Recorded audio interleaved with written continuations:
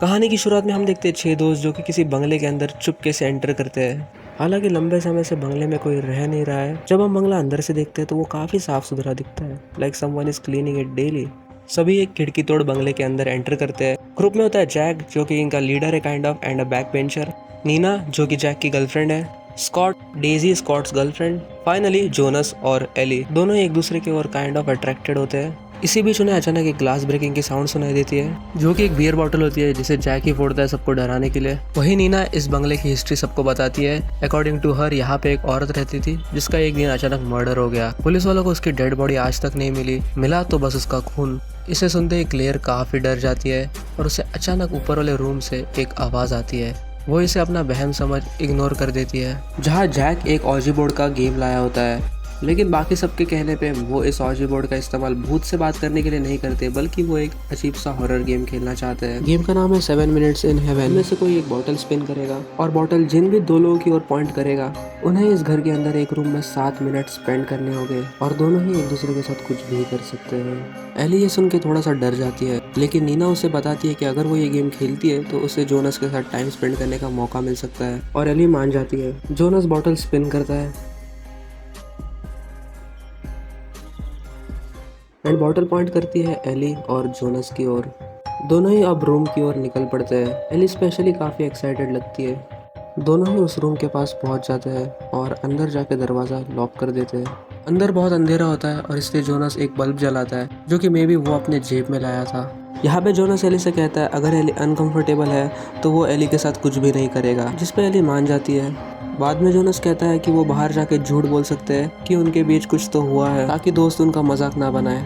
Eli को ये थोड़ा डिसरिस्पेक्टफुल लगता है और इस वजह से एली जोनस को कहती है कि उसे बाहर जाके उन्होंने कुछ किया है, ये झूठ बोलने की ज़रूरत नहीं है। जोनस इस बात का गलत मतलब निकाल एली के पास जाता है और एली ज़ोरों से जोनस को धक्का मार देती है, जिस पे जोनस भड़क के बोलता है अगर तुम्हें कुछ करना ही नहीं था तो गेम क्यों खेला, और क्लोजेट का दरवाज़ा खोलने की कोशिश करता है, पर सरप्राइजिंगली बाहर से दरवाज़ा लॉक हो जाता है। दोनों को लगता है उनके दोस्तों ने दरवाज़ा लॉक किया और वो प्रैंक कर रहे हैं, इसलिए दोनों ज़ोर ज़ोर से चिल्लाते हैं, लेकिन बाहर से कोई आवाज़ नहीं आती और इसी बीच उनका बल्ब भी बंद हो जाता है। अचानक जोनस अपने पीछे एक आवाज़ नोटिस करता है और जब एली जोनस के पीछे गौर से देखती है तब उसे उसकी ही तरह दिखने वाली एक आकृति नजर आती है जो पूरी तरह खून से लथपथ थी। एली बहुत डर जाती है और इससे पहले जोनस कुछ कर पाता वो आकृति उसे खींच अंधेरे में ले जाती है। हम व्यूवर्स नोटिस करते हैं कि एली के हाथ खून से भरे हुए होते हैं, जबकि उसने तो कुछ किया ही नहीं। इसी तरह एली क्लोजेट का दरवाज़ा खोलने की कोशिश करती है और इस बार दरवाज़ा खुल जाता है। बाहर जाते ही एली को दूसरे कमरे से एक आवाज़ आती है और जब एली उस कमरे में पहुंचती है तो वो देखती है एक बॉटल गोल गोल घूम रही थी। हालांकि उस रूम में उसके दोस्त इस बार नहीं थे। वहाँ पे वो देखती है ऑजी बोर्ड के पास 6 कैंडल जल रही थी और बॉटल ऐसे घूम रही थी मानो उसे कोई बार बार घुमा रहा हो। अचानक ही बॉटल रुक जाती है और एक कोने की ओर इशारा करती है। उस ओर देखने पे एली को एक काली सी परछाई नजर आती है।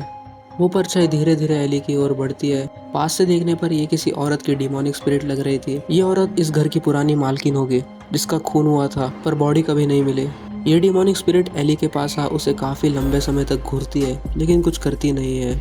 इसके बाद स्पिरिट वापस अंधेरे में जाती है और इस बार एली का रूप लेके उसी की शक्ल में बाहर आती है। उसे देख एली काफ़ी डर जाती है। बिना वक्त गवाए एली वहाँ से भाग क्लोजेट के पास जाती है, लेकिन इस बार क्लोजेट का दरवाज़ा लॉक होता है और इस वजह से एली ऊपर वाले फ्लोर की ओर भागती है। ऊपर आते ही एली को एक टॉर्च मिलती है, वो भी वर्किंग कंडीशन में, and this was quite strange. Ellie एक और चीज़ नोटिस करती है। वो देखती है कि दरवाजे के हैंडल पे खून लगा हुआ था और ये खून ताज़ा खून था। किसी तरह हिम्मत जुटाकर एली रूम के अंदर पहुंच जाती है।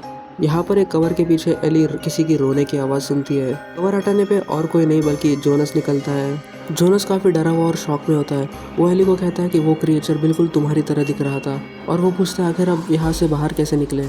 एली बताती है शायद उन्हें वापस उस क्लोजेट के अंदर जाना चाहिए, मे भी वो रियल वर्ल्ड में पहुँच जाए। ये कह एली जोनस की बाहर निकलने में मदद करती है। उसी वक्त हम देखते हैं क्लोजेट के अंदर से लाइट निकल रही थी। ये शायद वही बल्ब होगा जो जोनस ने लगाया था, विच वॉज वर्किंग नाउ। साथ ही साथ हम नीचे कांच के टुकड़े भी देखते हैं जो वही बॉटल के जिसे जैक ने स्टार्टिंग में फोड़ा था।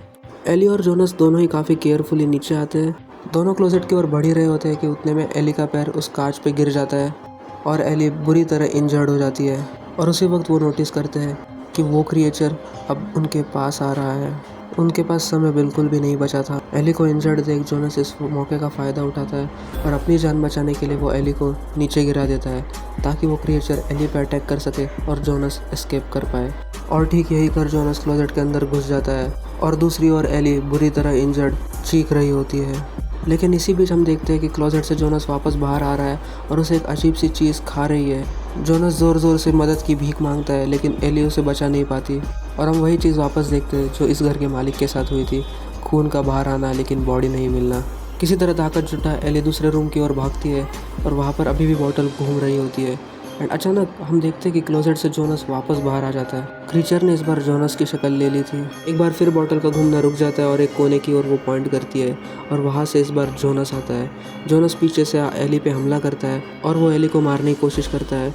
जोनस की शक्ल बार बार चेंज हो रही थी, कभी गोस्ट में तो कभी एली में। अपनी जान बचाने के लिए एली उस बॉटल के करीब जाती है और ज़ोरों से लेकर उस बॉटल को क्रिएचर के सर पे मारती है।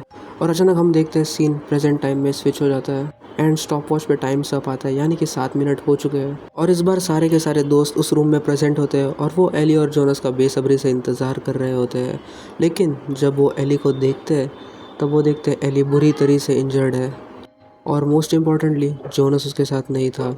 वो अकेली ही उस रूम में आती है और वहाँ बैठ ज़ोर ज़ोर से रोना शुरू कर देती है। तो जी हाँ गाइस, यही थी 7 मिनट्स इन हेल की पूरी स्टोरी। अगर आपको डाउट है जोनस कहाँ गया तो मैं आपको बता दूँ, जैसे इस घर की मालकिन गायब हुई थी उसी तरह जोनस भी अब मर के उसकी बॉडी गायब हो चुकी है और बस है तो उसका खून क्लोजेट के अंदर। और आखिर एली रियल वर्ल्ड में कैसे आई, तो इसका जवाब आप ही मुझे कमेंट में दे देना। डोंट वरी, मुझे पता है अगर किसी का जवाब नहीं आता तो मैं खुद से ज़रूर डाल दूँगा पिन कमेंट में। और अगर आप इस मूवी को देखना चाहते हो तो इसका लिंक मैं डिस्क्रिप्शन में दे दूँगा, वहाँ से आप इस मूवी को एंजॉय कर सकते हो। ये फ्री में यूट्यूब पे अवेलेबल है। और हाँ गाइस, चैनल को सब्सक्राइब ज़रूर करना है क्योंकि देखो हॉन्टिंग ट्यूब सर तो वीडियो डाल नहीं रहे हैं, मतलब रेगुलर तो मैं तो ज़रूर डालता रहूँगा। और हाँ, मेरा नरेशन भी मैं वीडियो बाय वीडियो ज़रूर इंप्रूव करूँगा, उसकी कोई टेंशन मत लेना। तो सो या please subscribe to my channel. I will keep making some new and interesting videos every single day.